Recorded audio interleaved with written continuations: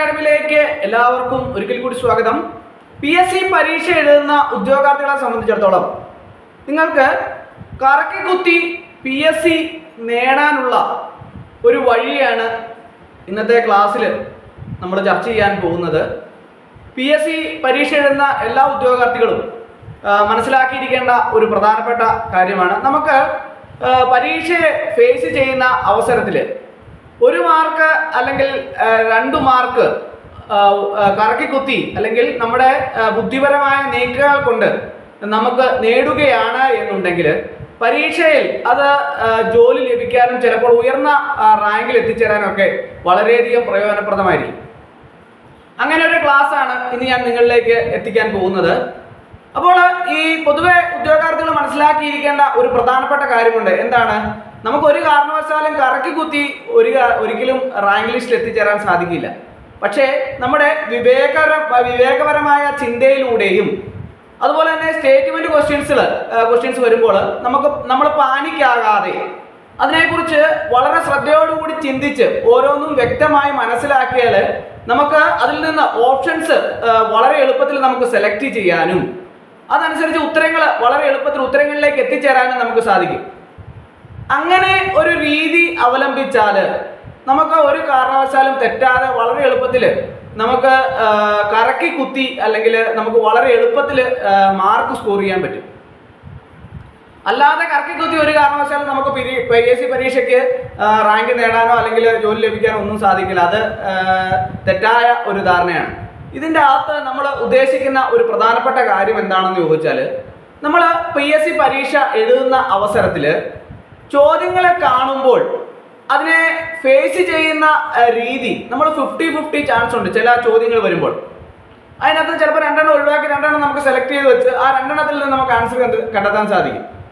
അല്ലെങ്കിൽ നമുക്കത് ഓപ്ഷൻ കാണുമ്പോൾ അല്ല ചില പ്രസ്താവന ചോദ്യങ്ങൾ സ്റ്റേറ്റ്മെന്റ് ചോദ്യങ്ങളാണ് പ്രധാനമായിട്ടും കുട്ടികളെ കുഴയ്ക്കുന്നു, മാർക്ക് കളയുന്നു. അപ്പോൾ അങ്ങനെയുള്ള ചോദ്യങ്ങൾ വരുമ്പോൾ ആ ഒരു പ്രസ്താവന ഇപ്പോൾ 4 പ്രസ്താവന വന്നിട്ടുണ്ടെങ്കിൽ അതിനകത്ത് 4 പ്രസ്താവനകളിൽ ഓരോന്നും എങ്ങനെയാണ് ഒഴിവാക്കേണ്ടത് എന്നതിനെക്കുറിച്ച് ചിന്തിച്ച് നിങ്ങൾ പ്രവർത്തിച്ചാൽ അപ്പോൾ നിങ്ങൾക്ക് ആ മാർക്ക് എളുപ്പത്തിൽ സ്കോർ ചെയ്യാൻ പറ്റും. അങ്ങനെ എങ്ങനെ മാർക്ക് സ്കോർ ചെയ്യാം അല്ലെങ്കിൽ എങ്ങനെ നമുക്ക് ആ ചോദ്യങ്ങളെ നമുക്ക് വളരെ എളുപ്പത്തിൽ കറക്കി കുത്തി മാർക്ക് സ്കോർ ചെയ്യാം എന്നാണ് ഇന്നത്തെ ക്ലാസ്സിൽ നമ്മൾ കാണിക്കാൻ പോകുന്നത്.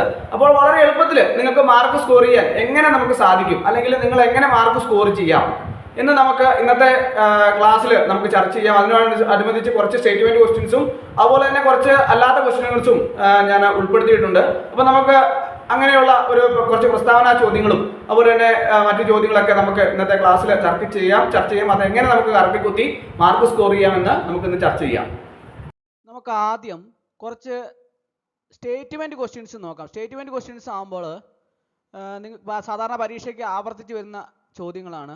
അപ്പോൾ അങ്ങനെയുള്ള ചോദ്യങ്ങൾ വരുന്ന അവസരത്തിൽ നിങ്ങൾ പാനിക്കാകാതെ വളരെ ശ്രദ്ധയോടുകൂടി നോക്കിയാൽ ഉറപ്പായിട്ടും നിങ്ങൾക്ക് പരീക്ഷയ്ക്ക് മാർക്ക് സ്കോർ ചെയ്യാൻ പറ്റും.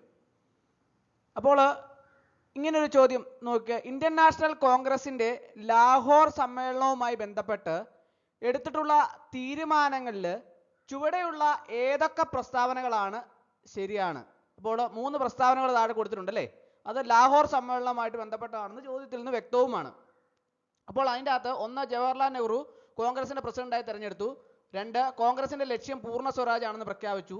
ഗാന്ധിജിയുടെ നേതൃത്വത്തിൽ സിവിൽ നിയമലംഘന പ്രസ്ഥാനം ആരംഭിക്കാൻ തീരുമാനിച്ചു.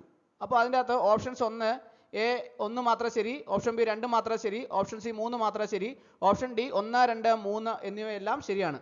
അപ്പോൾ ഇങ്ങനെ ഒരു ചോദ്യം വരുമ്പോൾ നിങ്ങൾക്ക് കറക്കി കുത്തി അതിൻ്റെ അകത്തുനിന്ന് മാർക്ക് സ്കോർ ചെയ്യാൻ പറ്റും. കാരണം എന്താണെന്ന് ചോദിച്ചാൽ ലാഹോർ സമ്മേളനവുമായി ബന്ധപ്പെട്ടതാണ് ജവഹർലാൽ നെഹ്റു, പൂർണ്ണ സ്വരാജ്, സിവിൽ നിയമലംഘന പ്രസ്ഥാനം. അപ്പോൾ നോക്കിയാൽ ഒന്ന് ആലോചിച്ച് നോക്കിയേ, ഈ 3 കാര്യങ്ങളും അതിൻ്റെ അകത്ത് 3 സ്റ്റേറ്റ്മെൻറ്റിനകത്തും പ്രസ്താവനകളിനകത്തും വരുന്നുണ്ട്. അപ്പം 3ഉം ശരിയാണെന്ന് ഉറപ്പിക്കാം അല്ലേ.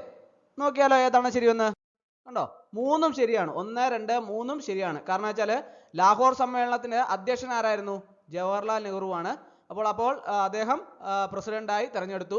പൂർണ്ണ സ്വരാജ് ലാഹോർ സമ്മേളനവുമായി ബന്ധപ്പെട്ടതാണ്. സിവിൽ നിയമലംഘന പ്രസ്ഥാനവും ശരിയാണ്. അപ്പോൾ കണ്ടോ കറക്കി കുത്തി അതിൻ്റെ അകത്ത് നിങ്ങൾക്ക് ഒന്നും നോക്കാനില്ല. അതിൻ്റെ അകത്ത് ഒന്നാമത്തെ A ആണോ B ആണോ 50-50 പോലും ചാൻസിൻ്റെ ആവശ്യമില്ല. 1, 2, 3 എല്ലാം ശരി. സാധാരണ പരീക്ഷയ്ക്ക് PSC പരീക്ഷയ്ക്ക് സ്ഥിരമായിട്ട് വരുന്ന ചോദ്യമാണ്. അപ്പോൾ ഒരു മാർക്ക് പോലും നിങ്ങളെ ടോപ്പ് റാങ്കിൽ എത്തിക്കുന്ന ഒന്നാണ്. LDC LGS പോലുള്ള തസ്തികകളിലൊക്കെ തന്നെ, എല്ലാ തസ്തികകളിലും ഏത് തസ്തിക ആയിക്കോട്ടെ, LDS LGS ഏത് തസ്തിക ആയിക്കോട്ടെ, ഇപ്പോൾ പ്രിലിമിനറി പരീക്ഷ ആയിക്കോട്ടെ, ഏത് പരീക്ഷ ആയിക്കോട്ടെ, എല്ലാ പരീക്ഷയ്ക്കും PSCയുടെ എല്ലാ പരീക്ഷയ്ക്കും ഇതുപോലെയുള്ള മാർക്കുകൾ നിങ്ങൾക്ക് വളരെ ടോപ്പ് റാങ്കിൽ എത്താൻ സഹായിക്കും. അടുത്ത ചോദ്യം നോക്കാം. സ്റ്റേറ്റ്മെന്റ് ചോദ്യങ്ങളാണ് നമ്മൾ പ്രധാനമായിട്ടും വളരെ എളുപ്പത്തിൽ നിങ്ങൾക്ക് കറക്കി കുത്തി മാർക്ക് നേടാൻ പറ്റുന്നത്. അപ്പോൾ ഒന്ന്, ക്വിറ്റ് ഇന്ത്യ സമരവുമായി ബന്ധപ്പെട്ട് ചുവടെ നൽകിയിട്ടുള്ള ഏതൊക്കെ പ്രസ്താവനകളാണ് ശരിയാണ്? അപ്പോൾ 3 പ്രസ്താവനകൾ തന്നിട്ടുണ്ട്. അത് ഏതുമായിട്ട് ബന്ധപ്പെട്ടതാണ്? ക്വിറ്റ് ഇന്ത്യ സമരവുമായിട്ടാണ്. അപ്പോൾ ക്വിറ്റ് ഇന്ത്യ സമരവുമായിട്ട് ബന്ധപ്പെട്ട കാര്യങ്ങൾ നമ്മളൊന്ന് ആലോചിക്കുക. ഒന്ന്, പ്രവർത്തിക്കുക അല്ലെ മരിക്കുക എന്ന മന്ത്രവുമായി സമരരംഗത്തിറങ്ങാൻ ഗാന്ധിജി ജനങ്ങളോട് ആവശ്യപ്പെട്ടു. 2, ബോംബെയിൽ ചേർന്ന കോൺഗ്രസ് സമ്മേളനമാണ് ക്വിറ്റ് ഇന്ത്യ സമരം തുടങ്ങാൻ തീരുമാനമെടുത്തത്. 3, ഗാന്ധിജി ഈ സമരത്തെ പിൻതീയതി വെച്ച ചെക്ക് എന്ന് വിശേഷിപ്പിച്ചു. അപ്പോൾ അതിൻ്റെ അകത്ത് ഓപ്ഷൻ എ 1 മാത്രം ശരി, ഓപ്ഷൻ ബി 2 മാത്രം ശരി, ഓപ്ഷൻ സി 1, 2 മാത്രം ശരി, ഓപ്ഷൻ ഡി 3 മാത്രം ശരി.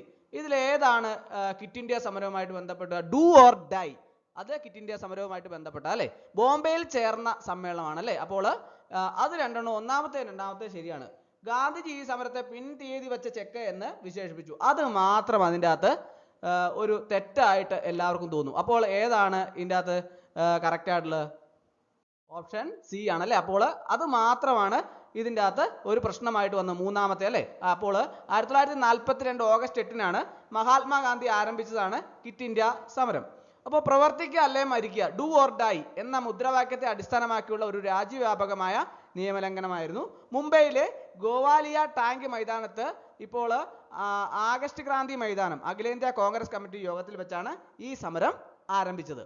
അപ്പോൾ ഒന്നാമത്തെയും രണ്ടാമത്തെയും മാത്രം ശരി. അപ്പോൾ അത് കറക്കി കുത്തി ഒന്നും നോക്കാനില്ല, നിങ്ങൾക്ക് വളരെ എളുപ്പത്തിൽ അത് മാർക്ക് സ്കോർ ചെയ്യാം. കൺഫ്യൂഷൻ്റെ ആവശ്യമില്ല, വളരെ എളുപ്പത്തിൽ നമുക്ക് മാർക്ക് സ്കോർ ചെയ്യാൻ പറ്റും. കണ്ടോ? അടുത്ത ചോദ്യം, മാവോ സേതുങ്ങുമായി ബന്ധപ്പെട്ട് ചുവടെ കൊടുത്തിരിക്കുന്ന ഏതൊക്കെ പ്രസ്താവനകൾ ശരിയാണ്? എത്ര പ്രസ്താവന കൊടുത്തിട്ടുണ്ട്? 4 പ്രസ്താവന കൊടുത്തിട്ടുണ്ട് അല്ലേ.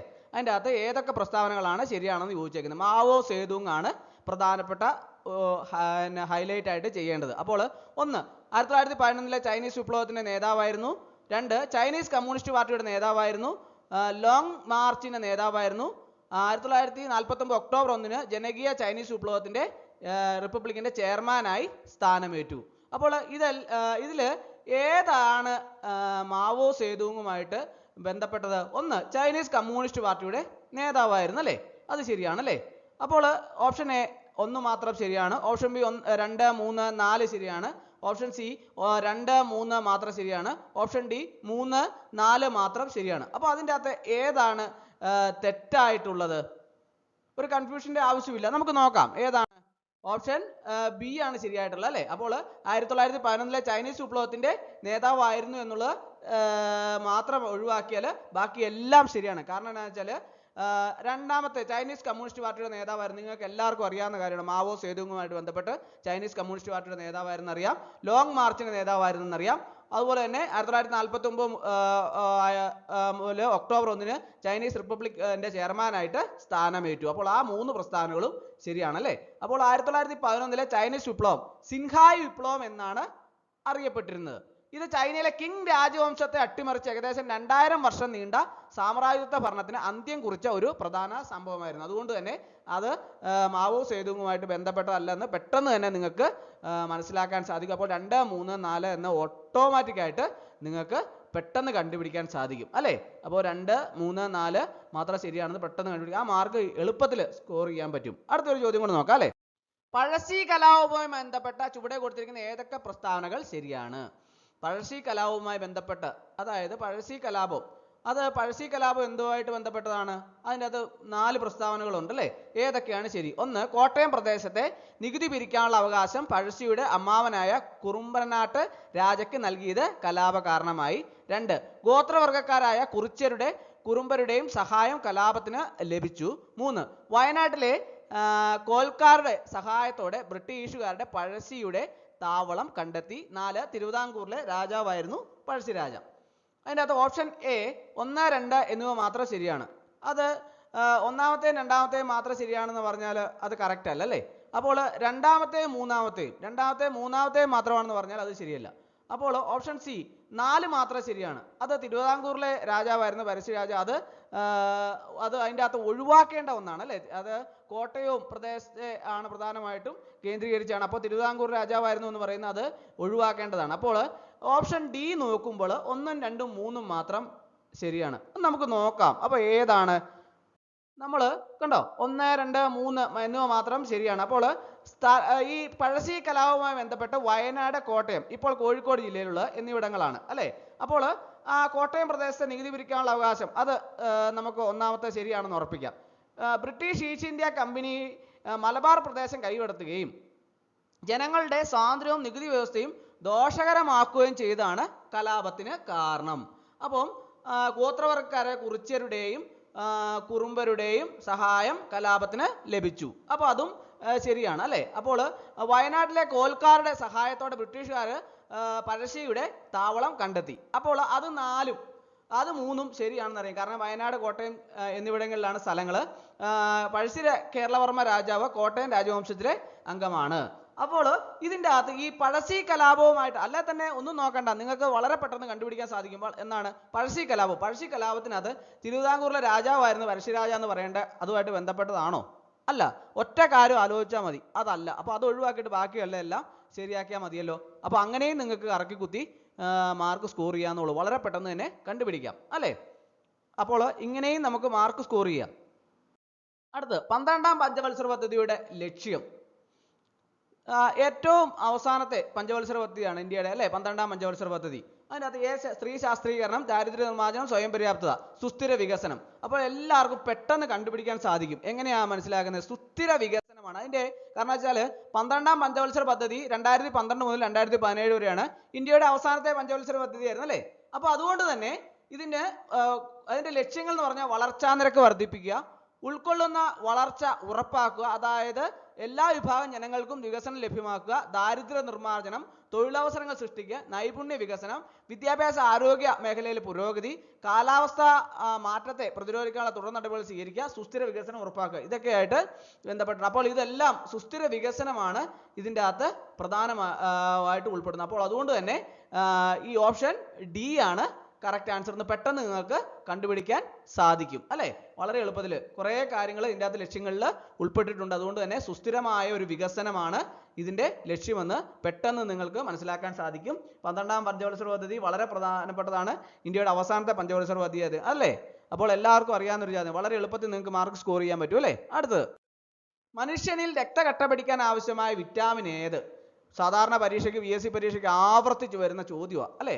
മാർക്ക് പെട്ടെന്ന് സ്കോർ ചെയ്യാം. എല്ലാവരും ഓട്ടോമാറ്റിക്കായിട്ട് മാർക്ക് കണ്ടുപിടിക്കാൻ പറ്റും. ഏതാണ് രക്തം കട്ടപിടിക്കാൻ ആവശ്യമായ വിറ്റാമിൻ കെ ആണല്ലേ. വിറ്റാമിൻ കെ എന്ന് നിങ്ങൾക്ക് എങ്ങനെ കറക്കി കുത്താൻ പറ്റും? രക്തം കട്ടപിടിക്കാൻ അസ്ഥികളുടെ ആരോഗ്യം നിലനിർത്താൻ സഹായിക്കുന്ന ഒരു കൊഴുപ്പിൽ ലയിക്കുന്ന ജീവകമാണ് ജീവൻ കെ. അപ്പോൾ രക്തം കട്ടപിടിക്കാൻ ആവശ്യമായത് വിറ്റാമിൻ കെ ആണെന്ന് അതിൽ നിന്ന് മനസ്സിലാവും. എന്നാൽ വിറ്റാമിൻ ഡി ഇതിൻ്റെ അകത്ത് കൊടുത്തിട്ടുണ്ട്. അത് എന്തിനു വേണ്ടിയുള്ളതാണ്? കാൽസ്യവും ഫോസ്ഫറസും ആഗിരണം ചെയ്യാൻ സഹായിക്കുന്ന ഒരു പ്രധാന പോഷകമാണ്.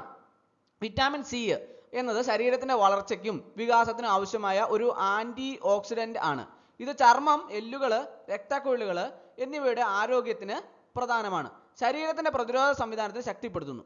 ഇരുമ്പ് ആഗിരണം ചെയ്യാൻ സഹായിക്കുന്നു. മുറിവുകൾ ഉണക്കാനും സഹായിക്കുന്നു. അപ്പോൾ അത് വിറ്റാമിൻ സി അല്ല. വിറ്റാമിൻ എ എന്നത് എന്താണ്? കാഴ്ചശക്തിയുമായിട്ട് ബന്ധപ്പെട്ടാണല്ലേ.